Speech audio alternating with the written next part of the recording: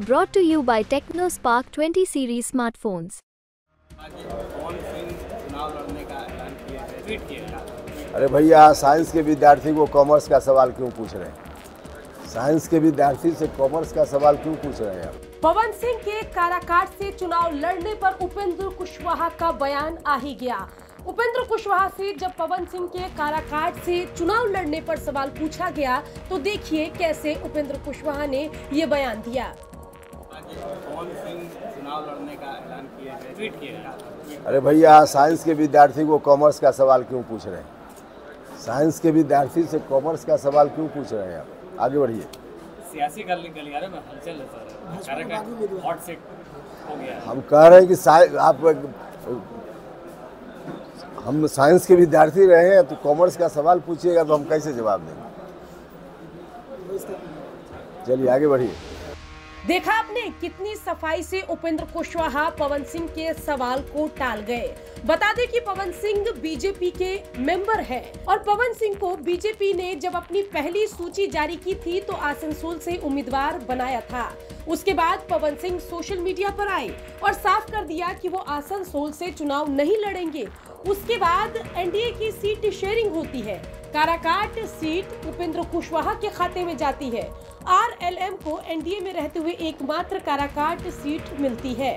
उसके बाद पवन सिंह पिछले दिनों सोशल मीडिया पे आकर घोषणा कर देते हैं कि वो काराकाट से चुनाव लड़ने वाले हैं। पवन सिंह के काराकाट से चुनाव लड़ने का बड़ा नुकसान उपेंद्र कुशवाहा को होता दिखाई दे रहा है। माना यह जा रहा है कि राजपूत के साथ साथ कई बिरादरी समाज का वोट पवन सिंह अपने पाले में कर सकते हैं। पवन सिंह सिर्फ भोजपुरी इंडस्ट्री के पावर स्टार ही नहीं है, बल्कि बिहार में उनकी अच्छी खासी लोकप्रियता है। पवन सिंह आरा से बिलोंग करते हैं। ऐसे में आरा से चुनाव न लड़कर जब से पवन सिंह ने काराकाट से चुनाव लड़ने का ऐलान किया है, उपेंद्र कुशवाहा की बत्ती गुल है। आरएलएम के नेताओं से कुछ कहते नहीं बन रहा है। पूरे मामले पर आरएलएम के प्रवक्ता का बयान भी सुनिए। तो मुझे लगता है कि काराकाट पर अनावश्यक बयानबाजी करने से बेहतर है अपने जो किए हुए चीज़ें हैं उनके ऊपर उनका फोकस होना चाहिए और उस पर जवाब देना चाहिए। जहाँ तक काराकाट का प्रसंग है, ये केवल काराकाट ही नहीं, बिहार की 40 सीटों और तमाम पूरे देश के तमाम स्टेट्स में इस बार का चुनाव माननीय मोदी जी को तीसरी बार प्रधानमंत्री बनाने का चुनाव है। इसलिए मुझे और हमारी पार्टी को पूरा विश्वास है, एनडीए को पूरा विश्वास है जनता पर। जनता इस बार चुनाव लड़ रही है, इसलिए हमें घबराने की कोई जरूरत नहीं। पवन सिंह का अचानक से काराकाट से निर्दलीय लड़ना और वो भी लोकसभा चुनाव 19 अप्रैल से ठीक कुछ दिन पहले ही और अमित शाह जी की औरंगाबाद रैली के बाद ही अनाउंसमेंट होना, मुझे लगता है कहीं ना कहीं आरजेडी के खेमे से या फिर आरजेडी के एजेंट होके पवन जी लड़ रहे हैं।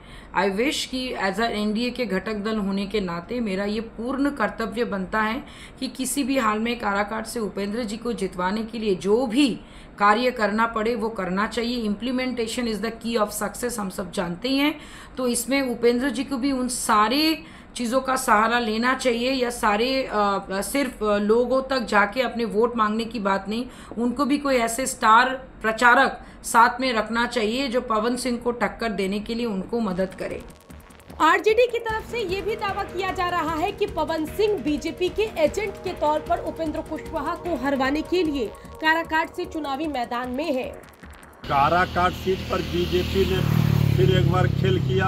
आदरणीय उपेंद्र कुशवाहा जी को पहले तो एक सीट दिया और इसके बाद उनको हराने के लिए श्री पवन सिंह जी को वहाँ से लड़वा रही है बीजेपी। पहले तो आसनसोल से बीजेपी के उम्मीदवार थे पवन सिंह जी, अब उपेंद्र कुशवाहा जी को एक सीट पहले दिया, फिर उनको हरवाने का व्यवस्था कर रही है। और ये जो पवन सिंह जी खड़े हो रहे हैं ये बीजेपी के इशारे पर ही खड़े हो रहे हैं। ये बीजेपी का असली चाल चरित्र चेहरा है, ये सबको समझ लेना चाहिए। तो देखा आपने किस तरीके से पवन सिंह के काराकाट से चुनाव लड़ने पर बड़ा बयान उपेंद्र कुशवाहा ने दिया। उपेंद्र कुशवाहा के चेहरे को देखकर उनके अंदर की परेशानी साफ जगजाहिर हो रही है। पटना से संवाददाता अनिकेत कुमार की रिपोर्ट आप देख रहे थे।